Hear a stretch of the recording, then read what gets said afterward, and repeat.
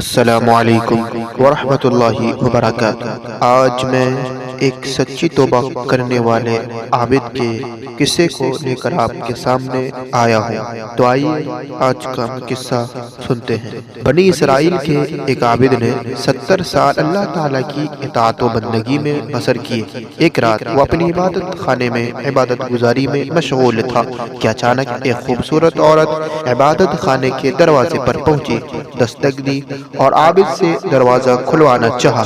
رات بڑی سرد تھی، پھر بھی عابد نے اس عورت کو ناقابل توجہ سمجھا، ذرا بھی التفات نہ کیا، بس عبادت میں مگن رہا۔ عورت مجبور ہو کر واپس جانے لگی۔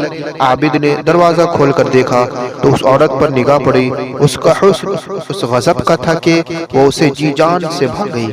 اسے بڑا جھٹکا لگا، بس اب کیا تھا، جوں جوں وہ عورت کو واپس جاتا دیکھ رہا تھا، اس کا دل اس کے دام محبت میں گرفتار ہوتا جاتا تھا۔ اس کا دماغ عورت کے آنچل کی مہک سے معطر ہونے کے لیے بے تاب ہو گیا۔ عبادت و ریاضت کو بلائے طاق رکھا اور جھٹ اس عورت کے پیچھے چل دیا۔ عورت کے قریب پہنچ کر دھیرے سے پوچھا، کہاں جا رہی ہو؟ عورت نے جواب دیا، جہاں مرضی چلی جاؤں۔ عابد بولا، چھوڑو، اب کہاں جانا اور کیسا جانا؟ تم جس کی طلب میں آئی تھی وہ تو تمہارا دل دادا ہو چکا، اب وہ آزاد ہوتے ہوئے بھی تمہاری غلامی قبول کرنے کو تیار ہے۔ عابد اس عورت کو بالآخر اپنے معبد میں لے گیا۔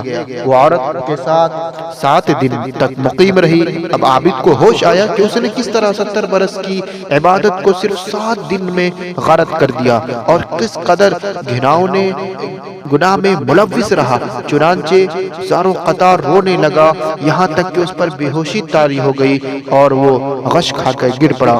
جب ہوش آیا تو عورت نے کہا، اے عابد، اللہ کی قسم، تو نے میرے علاوہ کسی اور سے ایسا کام نہیں کیا جسے اللہ کی نافرمانی کہا جائے۔ یہ تیری پہلی غلطی ہے اور میرا معاملہ بھی یہی ہے۔ میں نے بھی تیرے علاوہ کسی اور کے ساتھ کسی گناہ کا ارتکاب کر کے اللہ کی نافرمانی مول نہیں لی۔ میں تیرے چہرے پر نیکی و صلاح کا اثر دیکھتی ہوں۔ اگر تجھے تیرے پروردگار نے پناہ دی تو میرے لیے بھی معافی کی درخواست کرنا۔ اس کے بعد وہ عابد اپنے معبد سے نکل گیا، ادھر ادھر پھرنے لگا۔ رات کو ایک کھنڈر میں پہنچا، وہاں 10 اندھے رہتے تھے۔ ان کے قریب ہی ایک راہب رہتا تھا جو ہر رات ان اندھوں کے پاس 10 روٹیاں بھیجا کرتا تھا۔ چنانچہ اس رات بھی راہب کا غلام حسب معمول اندھوں کے لیے 10 روٹیاں لایا۔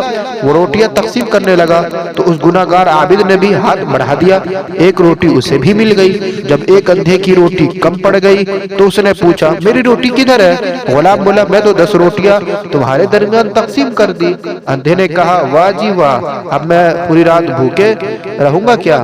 یہ سن کر وہ عابد رونے لگا اور جو روٹی اس نے لے رکھی تھی فوراً اس اندھے کے حوالے کر دی اور کہنے لگا، میں بھوکے پیٹ رات گزارنے کا زیادہ مستحق ہوں کیونکہ میں گناہ گار ہوں اور یہ اندھا اللہ تعالیٰ کا فرما بردار ہے۔ پھر وہ بھوکے پیٹ ہی سو گیا۔ اسی رات اس کی موت ہو گئی۔ اللہ تعالیٰ نے اس کی روح قبض کرنے کے لیے ملک الموت کو بھیجا اور وہ موت کے منہ میں چلا گیا۔ اب اس عابد کے بارے میں رحمت کے فرشتوں اور عذاب کے فرشتوں کے مابین اختلاف پیدا ہو گیا کہ اس شخص کو کہاں جانا چاہیے، جہنم میں یا جنت میں۔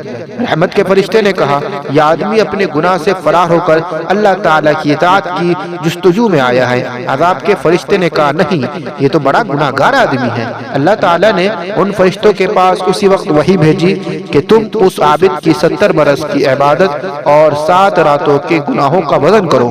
فرشتوں نے تعمیل کی، اس عابد کی 70 سالہ عبادت کو 7 دن کی معصیت کے مقابلے میں تولا تو معصیت کا پلڑا عبادت کے پلڑے سے بھاری نکلا۔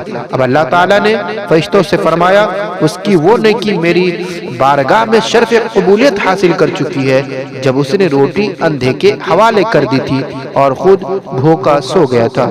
چنانچہ فیصلہ رحمت کے فرشتے کے حق میں صادر ہو گیا اور عابد کی روح ان کے حوالے کر دی گئی۔ اس عابد کی توبہ سچی تھی، بس رب کریم نے اسے شرف قبولیت سے نوازا۔ اسی لیے ہمیں اللہ تعالیٰ سے سچی توبہ کرنی چاہیے۔ اللہ تعالیٰ ضرور ہمارے گناہوں کو بھی معاف فرما دے گا۔